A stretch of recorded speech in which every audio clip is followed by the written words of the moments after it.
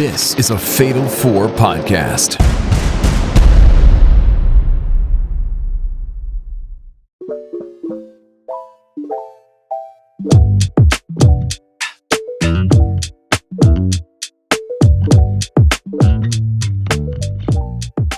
And we're back with another edition of Didn't Get All of It. Japan. Joining me once again to my virtual left is one Cass Wheeler. Snoochie Boochies. He is the click commander. And joining me to my virtual right, I keep saying white, right, is one Will Housell. Masanobu Fuji. Yeah, that's a carrier service overseas. And if I hadn't said my name in the intro, it's your boy B Rob, and we're back to bring you back into the world of Japanese professional wrestling. We got a lot of things to talk about today, and we're going to start it all off with the A block. And I want to let y'all in on a little something. So internally, this is for everybody else. You know this already, but internally, we have group notes and everything. We kind of jot down things that we all want to talk about throughout the course of the show. We do that for here and the main feed proper. So we have it labeled A block, B block, C block. We have 3 categories that we want to discuss throughout the show. But I think it's cool to have it in this setting of Didn't Get All of It Japan because, right now we're in the midst of the G1 tournament and they do that in blocks. So I think it fits with the theme of our podcast. So me introducing the A block is not really shouting out our notes that we take down, but it's like a part of the show that's kind of cool because of the tournament style stuff. I thought we were just big fans of the mega blocks. See, I think that's just a great way of covering for the fact that you can't stop saying A block every time we do this. That too, you motherfucker. Why you had to out me? God damn it. You son of a bitch. That's why I hate you walking into your convenient pro wrestling shows down the street from your fucking house. Well, I hope you get everything you want in life and all the good things happen to you and you only. You son of a bitch. Wow. They do. Oh, good Lord. Man, what we got going on? Too much. We got a bunch of stuff this week. I guess we'll start. There's not a lot of news out of New Japan. The only big thing coming out this week and change is El Desperado is going to be missing some time. Torn his meniscus. It's probably torn for the last little bit. It seems. But he wrestled Chris Brooks. Chris Brooks, yeah, that was a good match. I watched it. Fantastic match. If you haven't seen it, go and watch it. It was at shout out Chris Brooks. Yes, Chris Brooks, amazing. Yeah, Chris Brooks on the podcast. Oh, God, absolutely. But he had that match demasked, which was fascinating. If you haven't seen the pictures, a bloodied and maskless El Desperado. So I am both terrified and in awe of this man's face. I'm trying to figure out why he covers this thing. One, I feel like, just what we saw in that match. What was the show? I know it was pro wrestling. No, it was DDT, right? It was DDT. Yeah, so it was the latest DDT pay-per-view that they put out. I think it was also the creator's retirement show, right? No, there were 2 different shows. Yeah. Oh, it's 2 different shows. All right, I'm blurring them all together. There's a lot of wrestling that I've been watching on top of the G1. Yes, but I watched this match, and like I said, I didn't know whether to be in awe of this man, and it's just like, why does he wear a mask? Because he looks handsome, but at the same time, he looks so fucking terrifying. And he just in that setting, it was just like maybe that's why you wear the mask because he's scared the shit out of everybody. It's just weird. It's a confusing boner all around, so I don't know what to say about it. I mean, it's very lucha. That's like all handsome dudes with masks.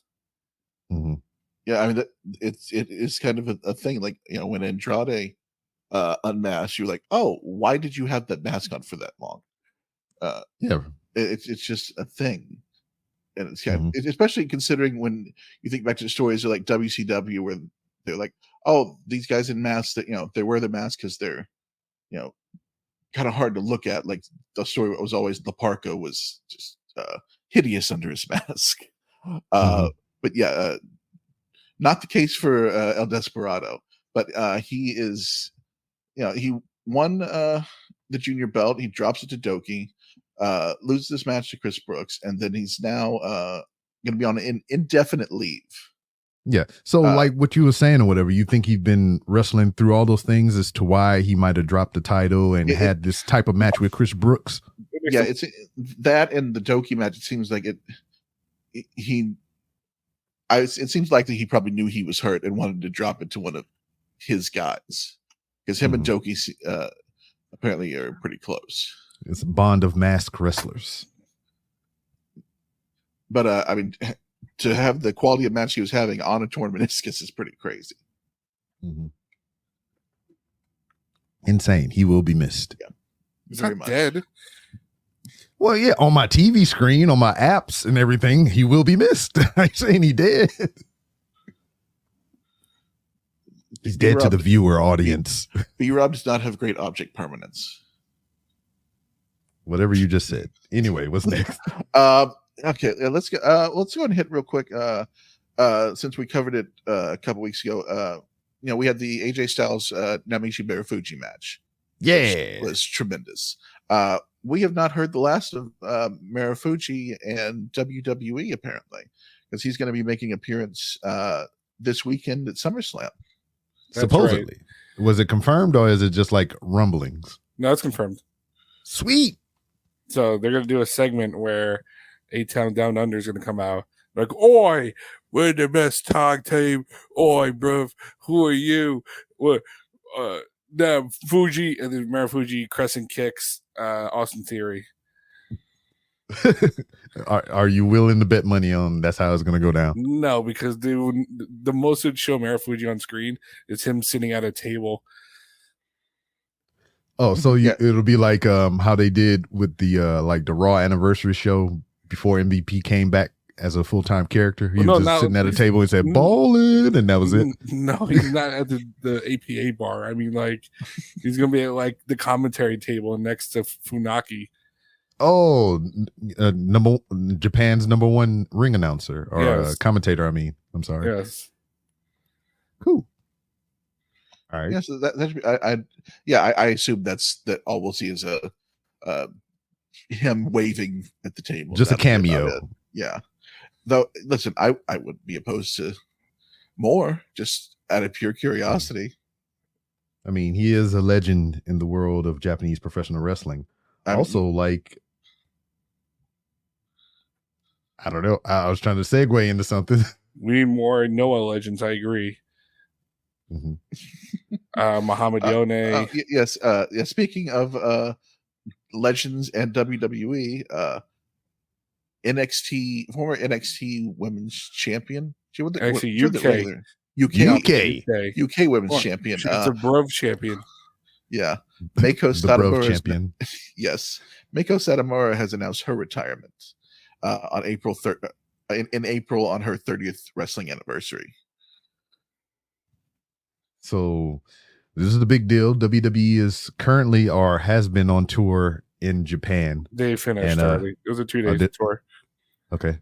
And so they did that, and Miko Satomura came out. I think this announcement came along that touring time, and she also challenged Bayley at some point. So that was the second night of the tour.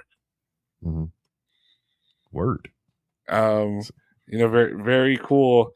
The last time we saw Mako on WBTV, she lost to Mandy Rose. No, I thought she lost to Roxanne. No, she lost to Mandy. What? That was the last time? Mandy unified the titles. That's right. She did. Wow. And Mandy's been gone for quite a while. I thought she fought Roxanne after that. Not that I recall. I can double check real quick while you guys. Yeah, she fought Roxanne. Yeah. I'm pretty sure you double check.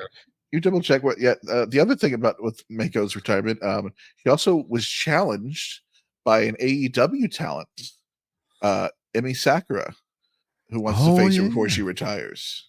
Which that would be very interesting, and I would be. It would almost have to take place in Japan. Sorry, yeah, you guys are right. I know. Or Fuck you. Or you've been correcting me this whole time, you motherfucker. I got to get you back. Or they can right a wrong that they did last year with Emmy in Wembley, and they can have that match in Wembley this year. Oh, they would never give them that. I know. There's no chance in hell. No, I think more that almost has to take place. I think it ends up happening. It seems like they're That match lax is happening. enough. That match is happening in a Gato move room in front of 20 people on placemats. Listen, we will at some point explain Gato move on here, and everyone will be like, "What the fuck are you talking about?" But Well, stay tuned for the C block. You might do that sooner than you think. Yeah, I would guess that'll be something that ends up happening. I think WWE's been decent enough about letting people do some of these retirement things and all that. Someone's dog is on the show. Is that Cody's dog? No, that's I'm joining us, the returning Roman Reigns. It's the big dog. Yeah. No, I'm actually pet sitting this weekend. So why are you sitting on the dog? That's not very nice. Yeah, is he a big dog though? Medium size. Okay. Yeah, he's a good boy, right? Very good, very good dog. Okay. Where was I? No, but I think this match happens before April. I think that'll be fun. It'll be an interesting historical tidbit of a AEW WWE contracted performer wrestling. It'll be the Mike Awesome versus Taz of this generation. Okay. So I do have a question to ask you, which is in align with our stories and whatnot. So we are in the midst of the G1 tournament season and whatnot. We are. And there's not only the G1 that's going on here pretty soon. Besides that, we have a Stardom tournament, and there's been some interesting competitors that have been added to that tournament or whatever. Could you tell me a little bit more about that? Yes. The 5-star Grand Prix. Yes. Yeah. Yeah. Stardom's big tournament every year. The brackets still seem to be a little in flux. So we'll get probably not the next show, but the show after we'll probably get to that. But we have had some guaranteed entrants now. Anna Jay of AEW is joining the 5-star Grand Prix for the first time. An AEW entrant in the tournament. Now, is she the new Bullet Babe because Jack Perry's involvement with the Bullet Club? Why would she be a Bullet Babe? Remember, because Amber Gallows was the Bullet Babe. Yeah, but oh no, that's right. He's House of Torture. You're right. Yeah, and we got some more to talk about that whenever we get to the Christ G1 Almighty. talk. Yeah, I tried to forget that. Yeah, he is House. I you know what? Sure. Yes. Very cool. Yeah, but no, I think that's going to be really interesting. Because Stardom, anytime Stardom brings in somebody from the West, they tend to come out better than they were going at. Tony Storm, very much so. Well, I like that idea. Hopefully, this works out in Anna Jay's favor. Mm-hmm. Yeah, I think she's a good choice for that because she's somebody who needs a little bit more experience with some of the more intense matches, and I think this would be very good for her. And plus, she ain't doing shit. So she's like the expert hardcore wrestler on that women's roster. Yeah, she also joins. The other person that was announced for it on that same show was Risa Serra. Let's go Ice Ribbon, baby! Yeah, representing Ice Ribbon, another Japanese women's pro wrestling outfit. Whoa! Tell me a little bit about that. What's up with that? Ice Ribbon? Yes. Yeah, it's another promotion. They're like the what level would I put them at? Like an ROH level compared to. I don't even know if I put them there. Okay, so this would be my question then. What streaming platform is it on? I don't know if they are. I'm curious now. Are they on the streaming platform? Because I know like a few of them are just dropping them on YouTube lately. Oh, okay. Yeah, so what was that one that I recently started following or whatever? Because Jordan Grace was there. Who was it? Was it Seedling? Maybe Seedling.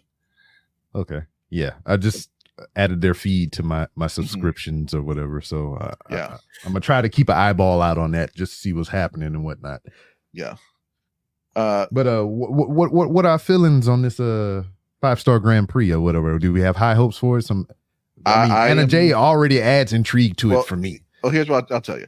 Talk about Thekla. Yeah, very much. This weekend, Stardom had a big show where they had a whole bunch of stuff go down. It is going to affect the 5-star pretty heavily. We have a new world champion in Natsuko Tora, who absolutely nobody had winning this weekend. Wasn't a chance in hell. She's someone who's been in Stardom for, I believe, her entire career. Sounds right. More kind of a journeyman wrestler, like not like your big main event talent, really. But she defeated Micah for the World of Stardom title with help from Saya Kamitani, who is now a heel. And Natsuko Tora has not only ended Oedo Tai, which is the big heel group in Stardom, has renamed them Hate. Hate.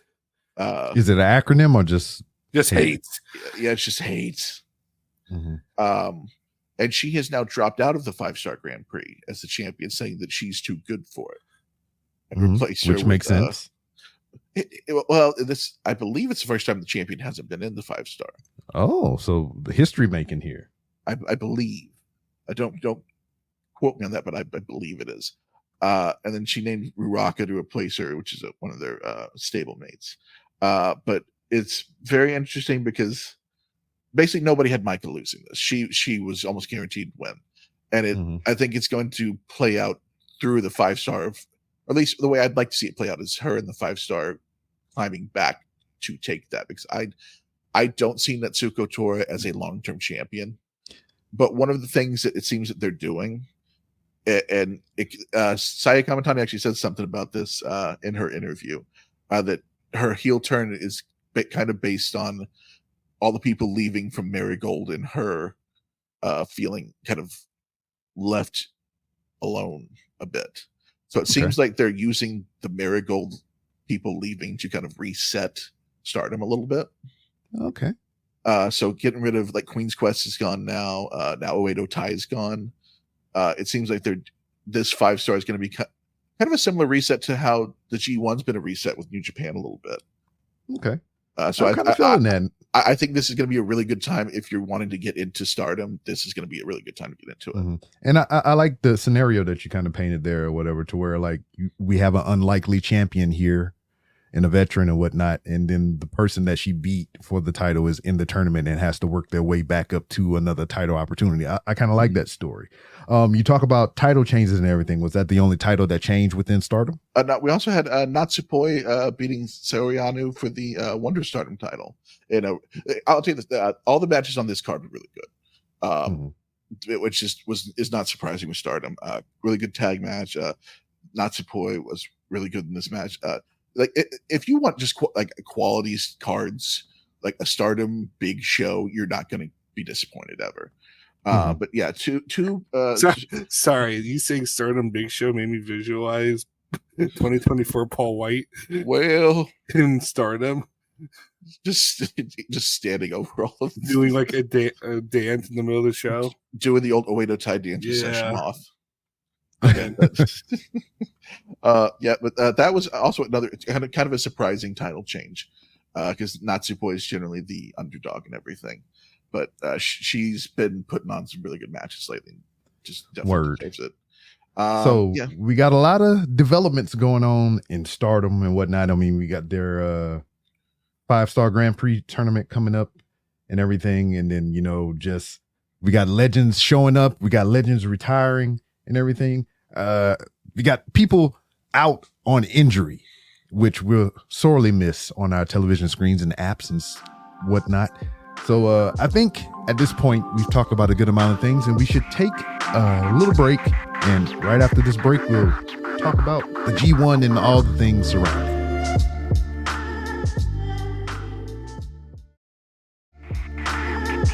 And we're back. We have a lot of tournaments to talk about. This weekend's coming up, Pro Wrestling No One's N1 Victory Tournament. A lot of stuff we covered last week. If you want more info about that, but the big gist of things we have to talk about this week is the G1 Climax. Lots of happenings, lots of matches, lots of good, lots of bad. Let's talk about it.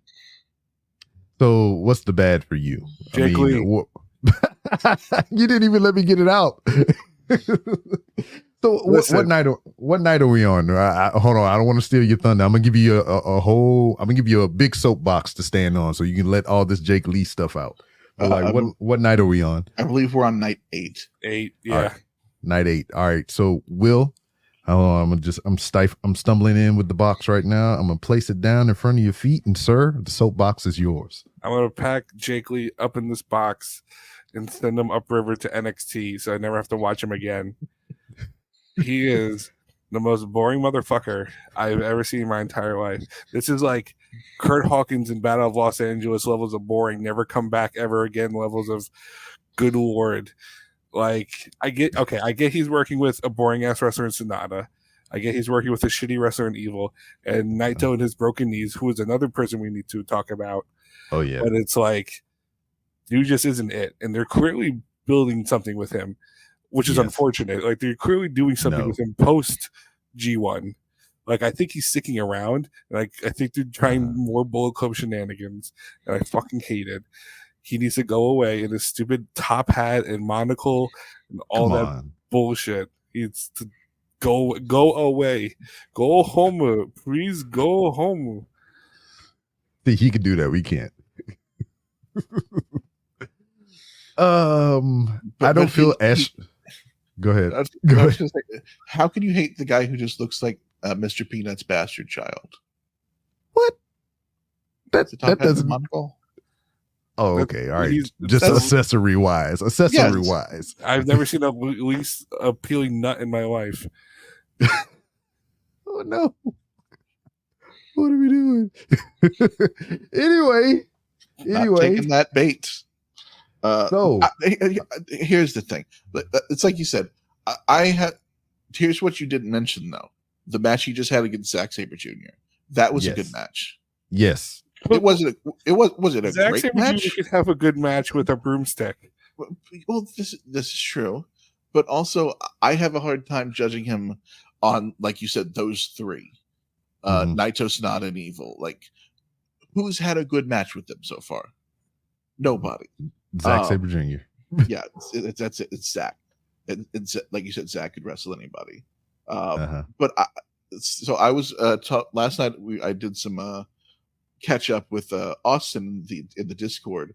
And speaking of Discord, if you want to have some of the conversations with us, join the Patreon for $3. Look us up at Fatal 4 Podcasts. But we were talking about Jake Lee, and he brought up a lot of good points about. And I'm going to out him to you, Will. Now you're just going to hate Austin. Yeah, Austin. Austin's awesome. Yeah, yes, he is. But he was bringing up a lot of good points about Jake Lee's working of the crowd, and really like kind of egging them on every time that they were cheering against him or for Naito or things like that. And I kind of agree that I think there's something there. You know who else works the crowd? Jinder Mahal. Does that make him good? Yes. I mean, he was a world champion. He's a world champion. Yeah. I mean, regardless of how you feel about the man, he is a former world champion. He's beat legends and Hall of Famers.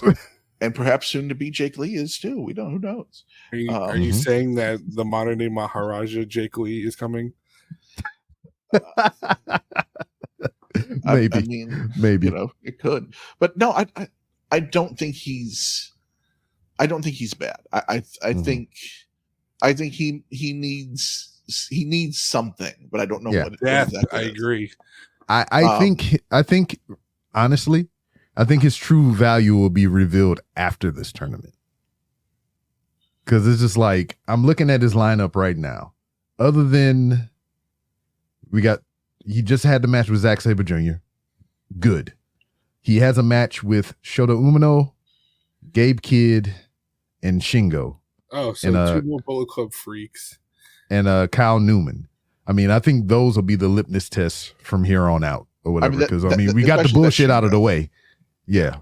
We got the bullshit out of the way. So, I mean, we should have nothing but upside from here. Because it'll do one or two things. It'll expose him as to being the fraud that Will thinks he is, or something that can have potential and grow into a mainstay in New Japan later. And we should mention, like, because they have mentioned on commentary, he is a former world champion. He was champion in Noah and in All Japan. So obviously there are people who think there's something there. And he's looking for that company Triple Crown there. Yeah, and speaking of, there's only one person who's ever done that. Who's that? That's Yuji Nagata. Ooh. He did it last year. Yeah, he's still out there whipping ass. Yeah, All Japan was like, we got nothing. Please take this belt for us. Word. And just speaking of Jake Lee, as much as you have said about how bad he is, he's also only at 2 points. He's at the bottom of the block right now, which we probably ought to mention. Well, we'll kind of just go through it as we do it. But yeah, Jake Lee's at the bottom of the block with Great-O-Khan at 2 points. Which Great-O-Khan just acquired his first 2 points. Which is because Great-O-Khan, I had a little bit higher hopes than 2 points for him at this point. So I'm not going to lie to you. Yeah, well, I'm not going to lie to you. I had high hopes for Great-O-Khan in the past, when he, came back from excursion and whatnot. Because, who was the person that he attacked on night 1? Because I get them confused. I'm not saying that because they're Japanese, but I couldn't recall if it was Okada or Naito. You say Okada? Or Naito. You mean in his debut? Yeah, when he came back. When he came back from excursion. Yes. Yeah. It was Okada. All right, yeah. So he made big waves there or whatever, and I thought his character was unique. I mean, he had a real big body transformation from when he was a young lion up until that point and whatnot. I mean, obviously he's going back through a transformation because if you look at his Instagram, that boy is out there partying with all the ladies and all the food and just weird shit and whatnot. But I'm kind of feeling like his performance stuff is decent, but it has very much so declined. And a lot of the times when I look at him, look at all the shit that he's been doing with the King of Pro Wrestling title or whatnot. They're sitting there having fucking Nathan style hot dog food, ramen matches and shit, push-up contests and all kinds of shenanigans. Very 24/7 title-esque types of shit. I feel it's a very new, sorry to cut you off, but it's a very New Japan thing where it's you get pigeonholed once into comedy matches and that's all you're doing forever. Yeah. But that's where he's been stuck at. And it's I feel like this tournament is kind of him trying to fight out of it just a little bit. Not enough to get out of it permanently, but just a little bit. I mean, that's one of those things I'm hoping that King of Pro Wrestling title is not long for this world. Yes. I think it's done more harm than good to most people. For real. But yeah, because it feels like Okan has kind of gotten jumped by a lot of people. True. Hinari, guys who are were at his level, like Hinari's, been spectacular. I think real. in this tournament. We'll talk, but let's stick with A Block for a minute. We'll get to him. Let's see. So as we look at the A Block right now, we got to go around the horn or whatever. I mean, who's your standout right now? Well, standout versus leader is a different thing. All right, because your leader right now is Evil at 10 points. He hasn't lost a match yet. I don't like that. Which somehow Evil has not lost a match.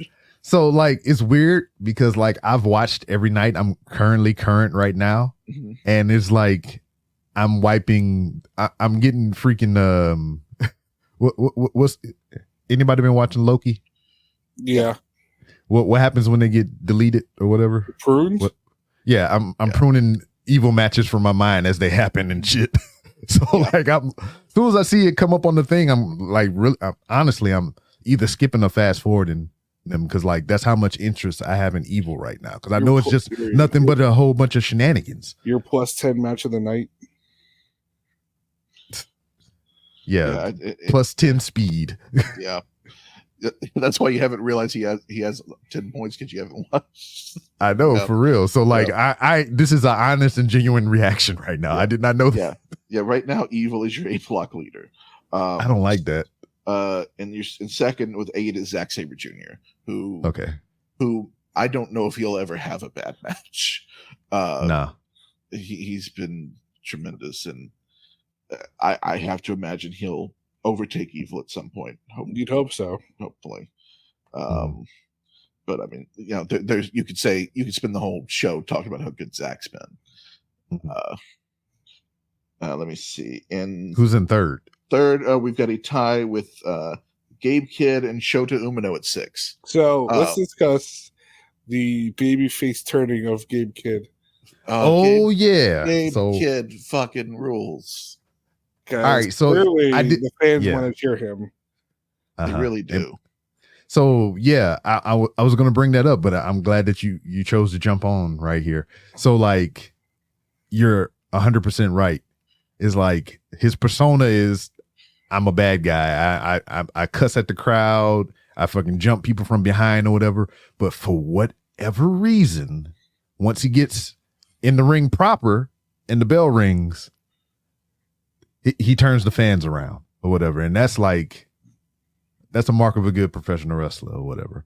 And it's getting to the point to where like he can do no wrong and the crowd is still cheering him and shit. Like, matter of fact, I just watched the latest match in the tournament with him and Shingo. And that was a good ass match. It was. And at the end, it was like you thought that we had a legit, maybe potential babyface Gabe Kidd. He bowed to Shingo and he, we gave him the ice pack. He begged him to stand on his feet so he can shake his hand and look him in the face. He did shake his hand. He congratulated him, told him he had a good match. Then he proceeded to kick him in the balls and whip his ass. So I ate that shit up or whatever, because like I heard the crowd and they were like behind Gabe Kidd. And I'm like, yo, this is some wild shit. Now this is playing to the whole Jake Lee stuff. Jake Lee replacing Gabe Kidd. Oh, so you're saying that, he's going to be the ass and Kidd going to be the star? I suppose. Yeah. You wouldn't use those words, but why do we need to get rid of Gabe Kidd when there's somebody far easier to get rid of in Bullet Club? Why couldn't we just get rid of Dave Finlay and have both of them? I thought you were going to say Yoshinobu Kanemaru, but okay. No, we can't get rid of our drunk uncle. No, we can't do that. He's a good companion. Choose your words. Yeah, I was about to say choose your words wisely. But let's talk about a couple other people in the A block or whatever that I had my eye on real quick. So Kyle Newman, he's been making some strides in this tournament or whatever. Yeah, I mean, every match hasn't been really good, but we have Ospreay at home. Hey man, it's supposedly was his predecessor. This is supposed to be the guy that's supposed to take over for Ospreay or whatnot. I mean, I can see flashes of it, but like he still needs some work, and this tournament is a good platform to flesh that out. Well, here's the thing. I think he's going to be like, as much as he is in the G1, I think he's going to be a junior. Like whenever he'll lean out a bit, and his speed is going to lend itself to him being the future of that division. But I do think it's good getting reps with some of the big guys. I think that's going to help him in the long run. Or you can go the opposite. I'm sorry. Go ahead. No, go ahead. No, I was thinking, or you can go the opposite and just bulk the fuck up. Right. No, because I was thinking, like, I had noticed this, that I guess jumping ahead to Bolton, that they've been doing a lot of in-house graduations. Yeah, that's one. You're right. I never really noticed that, but yeah, I don't even know who's on Excursion right now. It's the two big white kids. I forget their names, but I don't even remember where they went. Because when it happened, I think me and Cass might have watched that show where they announced that they was going to go out on excursion. And I was like, yeah, I'm going to mark this down and I'm going to try to track them. And I fucking forgot already. Right. So it's been very fascinating seeing like, well, I guess you can count the kid and Noah is technically on excursion. But even then it's like, it's been very fascinating how many guys have graduated in-house and how they perceive them for their current gimmicks. Yeah, like Vegeta. Yeah, Vegeta. I count Vegeta. Yeah, I kind of like that in a way. It's to where like they can keep those guys close to their chest and whatnot, and kind of like develop them more so in the, I guess, the Japanese style or the New Japan influence, rather than them to kind of go out there and get corrupted and come back. I mean, because not everybody has to have that lucha influence or the British influence or American. Well, yeah. But yeah, I think having a couple guys like that, I think does make a lot of sense. And honestly, it seems like they've progressed pretty well, to be honest with you. I think, Callum's, he's still a couple years away from, being a big star, but you can see where it's going to come from. Yeah, I agree with that. Yeah, and I've been impressed with Oleg. I know he's in B Block, but like he's been doing pretty good. He's been wonderful. I was talking with Austin with this in the Discord. The only thing that scares me about him is that he has that look that WWE loves. I could easily see him replacing Lars Sullivan. Yes, you're right. Now, here's the comparison I made: is that he is if Vladimir Kozlov was good. Wait, okay, what? Okay, like he just kind of has that same kind of look to him, but like it would not surprise me at all if he gets courted by them at some point. But I would hate for that because he looks like he, with a couple years on him, could be a really good powerhouse wrestler. But it's going to be weird for New Japan, like looking at these future stars that they may have, like, because you got Oleg, then like I said, you got the two giant white guys that just left from there. Like the one, he's taller than Oleg, and I'm pretty sure he's going to bulk up in size and be as big as Oleg and like just towering over everybody whenever he comes back with the other guy. And it's like you have those three on the roster, then you have Kyle Newman or whatever. Is like outside of the 4 or 5 that they say is their future, you got a lot of outsiders per se that's coming back that's just gonna diversify this roster in a weird way. Yeah, I mean, they've got a ton of young talent. I mean, it's nice because I mean, some of them, like somebody's gonna not end up being that guy. Making the cut. Yeah. But having that many, like Master Wato. Yeah.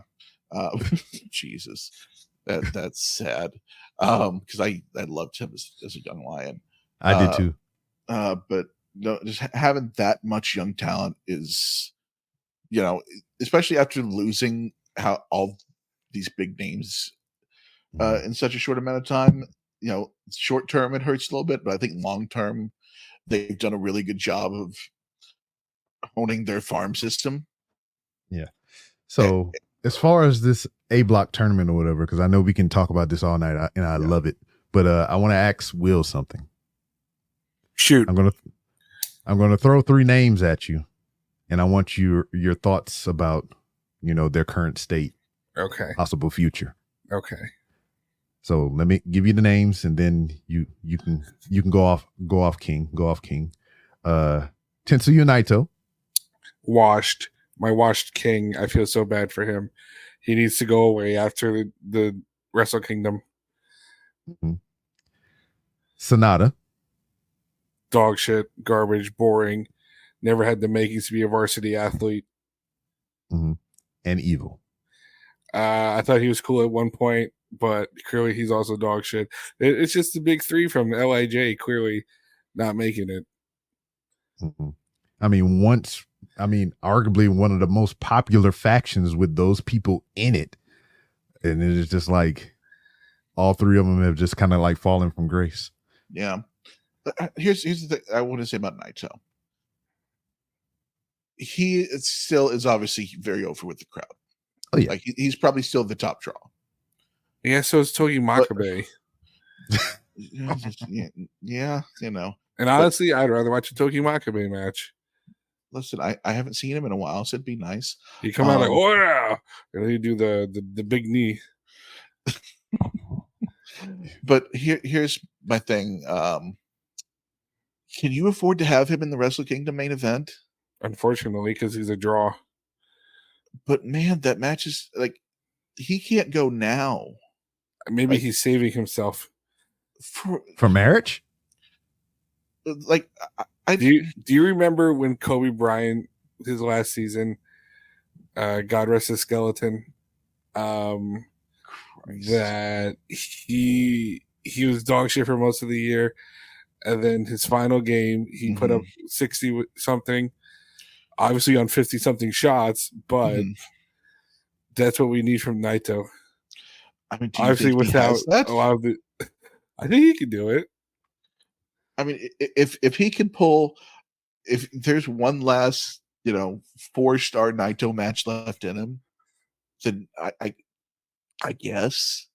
But man, but your alternative is either Naito drops the title before Wrestle Kingdom, which is unprecedented, or something main events over Naito. And what's main eventing over the world title? You don't have a secondary title that's over as a world title, and you don't have any outsiders. Danielson's not working the Dome for all we know.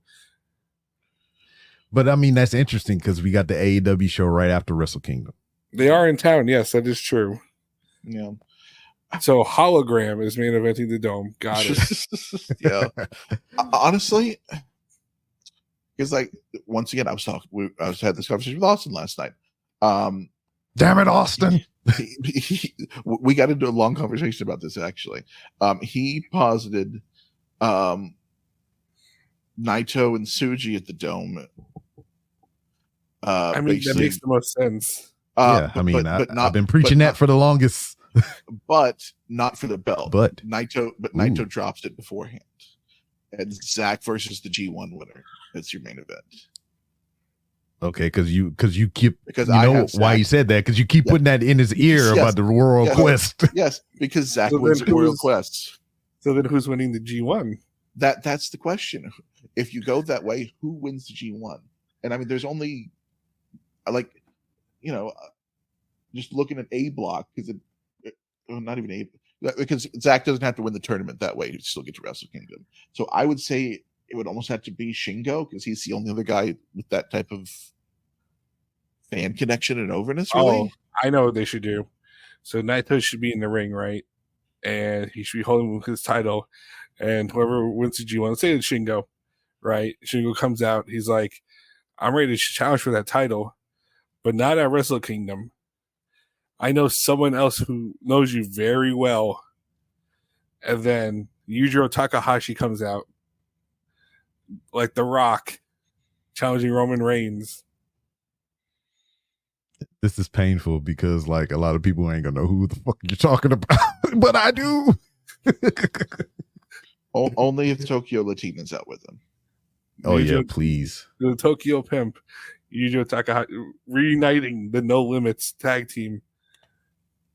Okay. You know what? We spent a lengthy amount of time on the A block. Let's transition over to the B block. I was just going to say The Rock. Let's rock the B block, please. Let's start from the bottom of B block. Bottom of B block is El Phantasmo and unfortunately for B Rob, Yodasuchi at 2 points. I do not like it whatsoever. He's gonna have to pull everything out his ass from here on out, right? Pretty much. Oh man, but like, who's at the top though?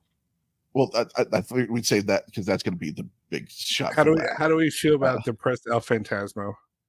I wish he just. I like him on I like him on commentary.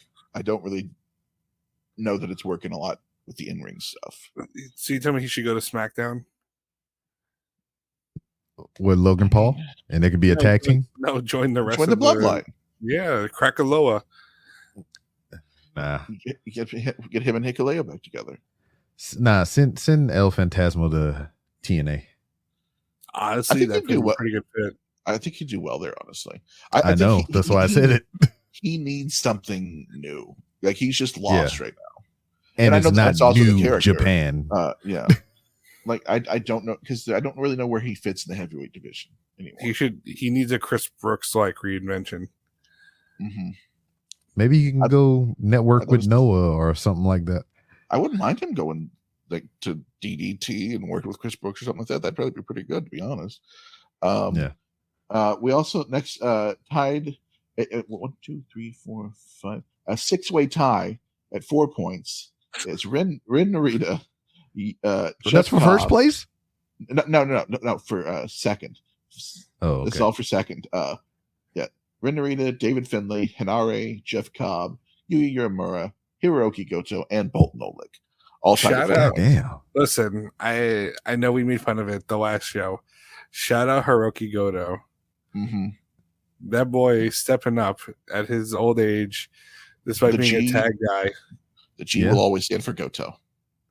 True. Very, very. I guess because Chaos has no true heavyweight right now, so he has to step up and be. He has to be the dad that stepped up. Yeah. I mean, he's been kicking ass. I'm not gonna lie. I mean, I just watched his latest match or whatever, and your boy's putting in work. I also like to commend Jeff Cobb. Yeah, he's been excellent. B Block as a whole, I think, has been really good. Oh yeah, we said that. We said that'd be the fun block of the two. Yes. And speaking of fun, B-Rob, I know how much we both love Yota Tsuchi. Yes. And how much we've said that he seems like he might be the guy. Yes. I think we might be wrong. Because Yuya Uemura has been fucking amazing. Yeah, you're right. You're right. It's because the New Japan bookers saw that Joe Hendry's over in NXT. Oh no, don't do that. Don't do that. Yeah, for those who don't know, that was Joe Hendry's former tag team partner whenever Yuya Uemura went to TNA Wrestling for his excursion. They were Yoya. Yoya. They had a theme song and everything. They had a dance number, all that shit. Look it up on YouTube. And it turns out everything Joe Hendry touches turns to gold. Yeah, and it's evident by Yuya Uemura's freaking tournament performances. He's been excellent. I've been so impressed by him so far. So where is he? I mean, ranking on the list. He's tied for second. They're those guys are tied for second with 4 points. But I think that the chip on the shoulder because he isn't an official musketeer. Yeah, I think that it is too. Yeah. I really think that's what it is or whatever, because like he came in after all those guys started getting the wind up under him and everything, and he was just kind of like, I was a dorky guy in the United States, because like from what we're seeing from him now, like his presentation here was nothing like that in a freaking Impact or whatever. He had the long hair or whatever. He looked very Tanahashi like, right? And it was just like when he came back, it was like a real big transformation. And just him doing work in this tournament, it really changed my perception of him, because I was a part of that contingent of people. It was like, yeah, I don't think he has it like the other guys do, but like he proved me fucking wrong, and I can eat my hat on that. Yeah, and for me, that his match against Takeshita is match of the tournament. I think that was the best match that we've seen in the G1 thus far. Mm-hmm. It was good shit. And I did not expect him to win that. That shocked me. I did not either. That was amazing. But I mean, this is kind of interesting to mention TNA, because the last guy who went excursion on TNA, I believe, Okada. So maybe there's something Okada and Sonata. Well, no, Sonata wasn't on the excursion. Sonata he just worked there. Yeah. Yeah, because he didn't go through the New Japan system traditionally. He came around. He was a Wrestle One guy. Yeah. Okay. Yeah, but those two guys there, but the biggest of them all is Okada. Yeah. Which he stole all of the Pope D'Angelo De Niro's swag and became the Rainmaker. That's all Pope shit. The coat, the entrance, the money falling from the ceiling. That's the Pope D'Angelo De Niro. I mean, you're not wrong. So what's going to be his Devon's kids feud? That's what? Remember when the Pope tried taking Devon's kids as his own? Vaguely. I just remember. I remember the Pope. I just remember the Pope taking Okada at knife point and hanging him up and beating his ass in the back while Samoa Joe tried to save him. Yeah. Anyway, enough who's in first place? Because I'm in first. Who's in first? First place. I'm sorry, I read this wrong. In first place, we have a tie. It's Yumura with 6. I read this wrong. Yeah, Yumura has 6, and he's tied with Takeshita. Oh my God! I didn't think Takeshita would be in first. I think Takeshi's getting poached after this tournament. I think New Japan should, if they're smart. I think they should try. And they've been pumping that story throughout this tournament.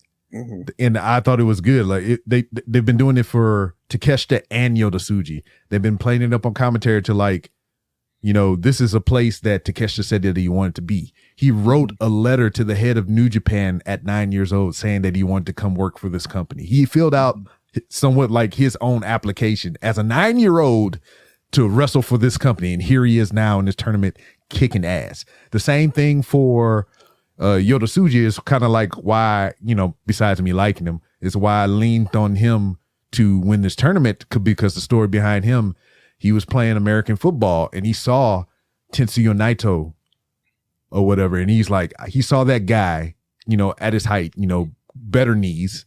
And he said, I have to do that. I have to be a professional wrestler, which, it brings Yota Tsuji in to LIJ. Naito didn't ask him to do that. He came in and was like, I'm a part of LIJ. Then when he had that confrontation with Naito, when he told him that he was going to win, he was going to take those titles from Naito and split them up back to the original 2 titles that they comprised of and whatnot. So, I mean, there's a lot of lore. There's a lot of story with both of these guys. And that's why I would blow my top if either one of them freaking won this tournament. Because, I mean, look at the story. Look at the lore. Look at the lore. We love lore. You're talking about the Wyatts? Well, I don't know about that lore. Anyway, who's in third? I mean, we got who's on first, who's on second, who's on third. It's either 2, 4, or 6. Yeah, that's it. That's 3 groupings. Takeshita. I mean, he's obviously been the MVP of the tournament so far. He's put on great matches with everybody, and I'm not surprised. Right. And just looking at the list, there's nobody he's going to put on a bad match with. Like he's going to. I think by the end of it, he's going to have one of the best G1 runs we've seen in a long time, just as far as match quality, if not wins. And then in 2 days, on the 31st, well, one day,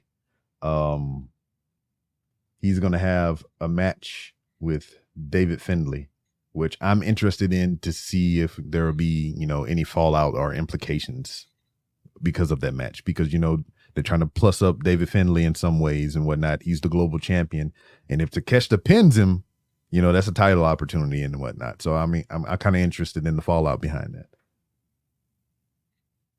Mm-hmm. Yeah, I am. Yeah, there's been a couple of those where champs have been pinned that I'm interested in. But yeah, I know, because like how you're saying, Zack Sabre Jr. pinned Naito and he took the title belt and ran into the crowd with it. Yes, he did. And God, it looked so good on him. It did. But that's why I'm saying Zack doesn't necessarily have to win the tournament anymore, which is nice. I can still get my hopes up for a little bit longer.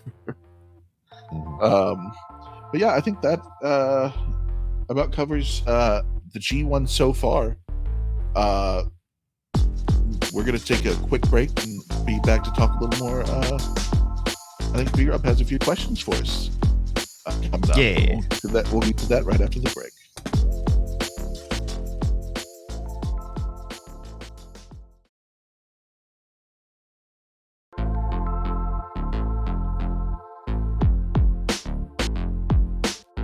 And welcome back to the final hour. The C block, motherfuckers. Just can't help it. I know I can't. This is C Block, mighty, mighty C Block.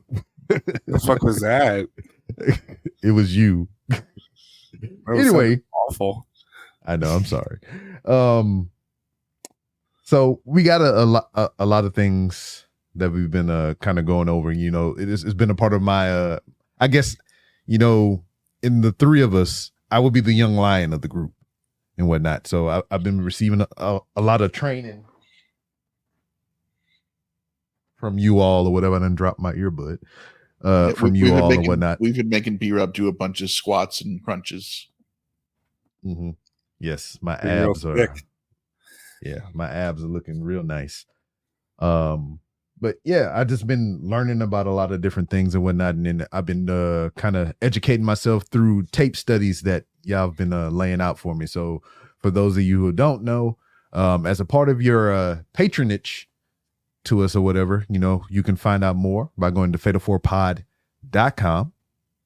That's FOUR pod.com, where you'll find our Patreon and everything. For $3 a month, it'll get you exclusive access to our Discord channel and a whole bunch of other bonus content. But as a part of that, we do tape studies and whatnot. So Kaz and Will, they've compiled a whole bunch of different lists of classic professional wrestling from Japan, and just like individuals that, you know, I was curious in or knew nothing about, that they thought I would get some good knowledge on and whatnot. So a lot of the tapes, I think what we've done so far, we did Tenru, right? So far, Mm-hmm. we did freaking Marufuji in anticipation for the AJ Styles match, and then we did like I guess some of the best of the G1 leading into the G1 tournament and whatnot. So we watched a couple matches on that, barring the Alabama Doink and Heidenreich match.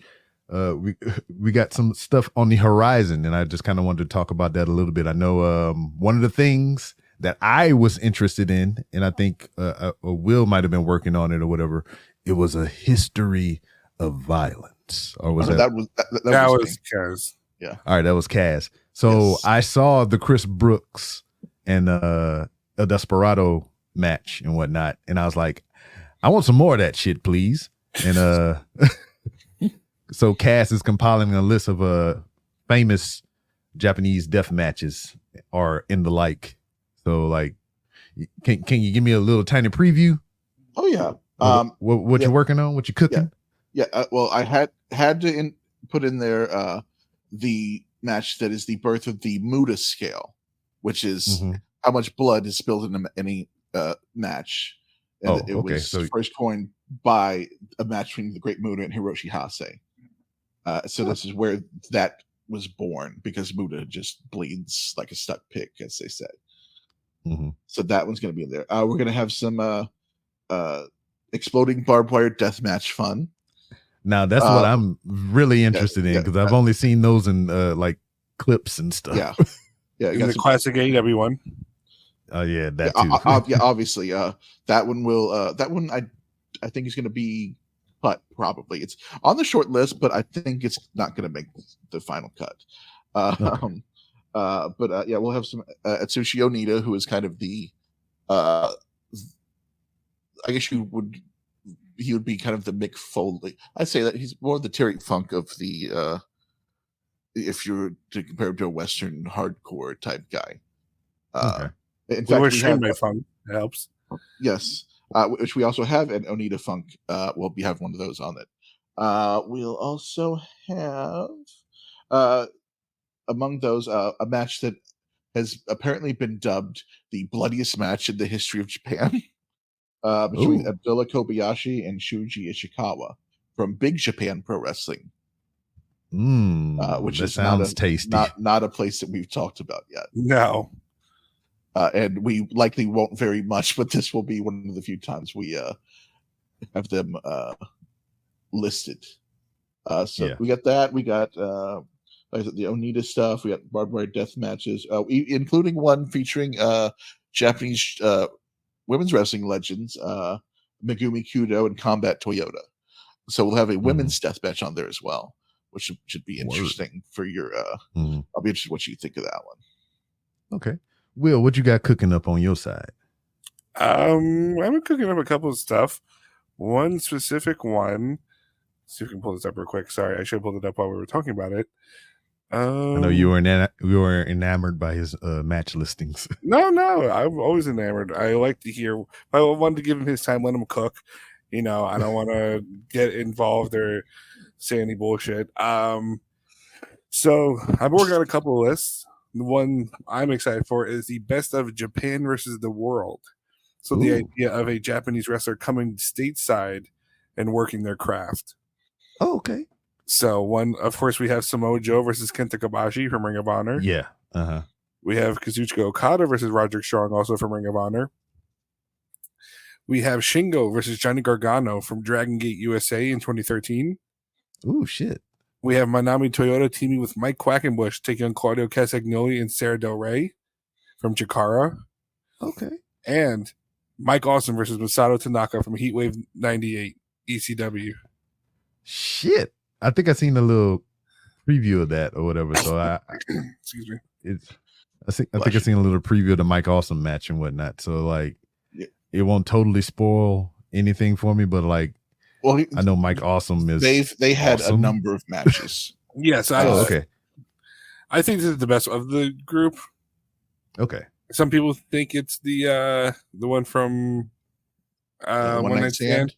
Yeah. Mm-hmm. Okay. So like, whenever y'all curated these lists and everything, what came to mind? I know obviously the things that you picked or whatever, but like, what were you thinking as far as like introducing a newcomer to the style of professional wrestling? So I try to go by variety. I try to go like, how can I grab a bunch of different? So like, I had a theming like, okay, here's like the names Samoa Joe, Kazuchika Okada, Roderick Strong, Johnny Gargano, Shingo. But then Claudio, but it's also like, let's grab different styles. We have one with a woman, we have one classic one, we have one that's like technical, one that's a hard hitting style. So we try to have a variety of styles where you can dip your toes into different things and get a different feeling from different people.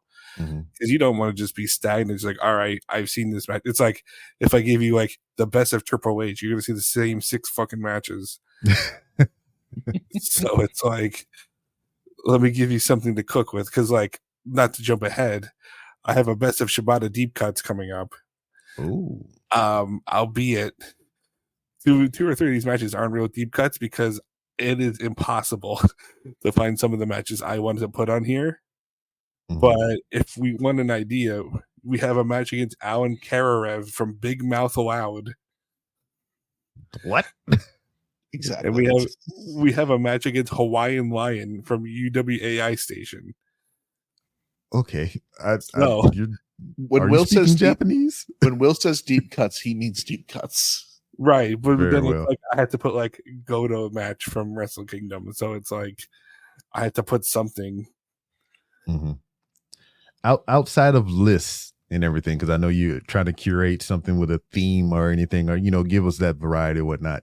But I never really asked what were either of you's favorite match that you would want anyone to see as far as Japanese professional wrestling. So what is it? I think it's a two-pronged question, because if you're asking like what match would I put in front of somebody to say, if you like this, you'll love Japanese wrestling, versus what my favorite match is, those are probably two different things. Yeah. Well, let's cover both of those then. Okay. Well, if I like I think it's still my favorite match, and there's a lot of people who will say we'll probably say any of the other 4 are better because there's different tastes for people. Omega Okada 2. The hour draw is my favorite match, not just of that series, but period. I think that it's a perfectly told story, and I've said it before other places, but it changed my opinion of draws in wrestling. Because I shouldn't be wearing pants. I was thinking it when you said it. You son of a bitch. You both suck. But I used to think that a draw was useless, and I hated it, and that it was a waste of my time. And then this match happened, and I was like, that's one of the greatest things I've ever seen. And I will still put it up against any of the other 3 matches. I know a lot of people say that the G1 match is the better one, but I love the draw. So Omega Okada 2 is my favorite match. If I was going to put one in front of somebody and said, if you like this, you will like Japanese wrestling, and this will draw somebody in.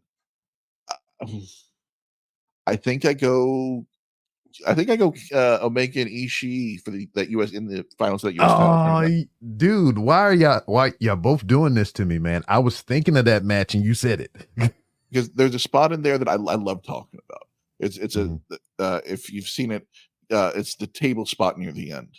Because Kenny's got the Young Bucks out there, Red Shoes is the referee. The table gets set up a little too close. And you'll see, if you look at it, Kenny's trying to get the Bucks to reset the table, but Red Shoes doesn't notice it. And so he's just like shooing the Bucks away like a referee does all the time. And the Bucks can't really no-sell that. So Kenny has to adjust because they're teasing Kenny doing the dragon suplex. And Ishii does this spot where he bites the rope to hold on to it and everything. So Kenny is basically, he can't get the table reset. So he basically has to adjust that suplex midair and take the brunt of the spot to protect Ishii. And it's just kind of this interesting thing that fascinated me whenever I saw it the first time. Of how watch that shit right now. Yeah, it's really cool if you watch it with that. That I was like, the amount of thinking that he had to have been going through. How am I going to fix this? Because otherwise, I might drop this dude on his neck.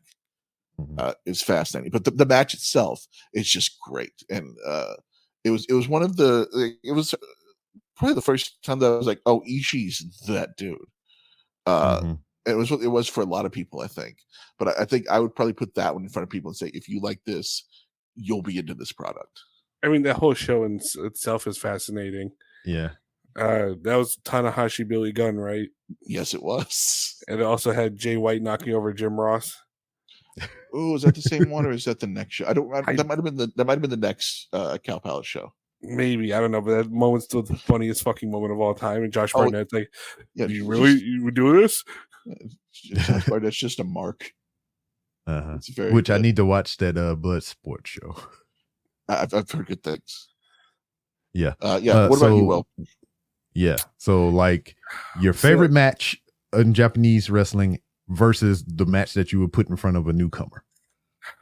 So this is always hard because I feel like my taste changes a lot. I know. I see by your Letterboxd reviews. Yeah, let's not talk about that here. I feel like if I were to, so I guess I'll go my favorite match first. Ooh, it's a weird pick. I think it's the perfect tag match. It's gonna sound like a real lame pick when overall, like, all Japanese wrestling history, but Strong Style Evolved 2018, the Golden Lovers versus the Young Bucks. I can't argue that. I think that's the perfect tag match. I think it told such an amazing story. I think it's the culmination of, that's the real culmination of all this elite bullshit. I think it's just done really well. I think that's Kota and Kenny at their peak. The Bucks definitely at their peak. I think the story just goes really well.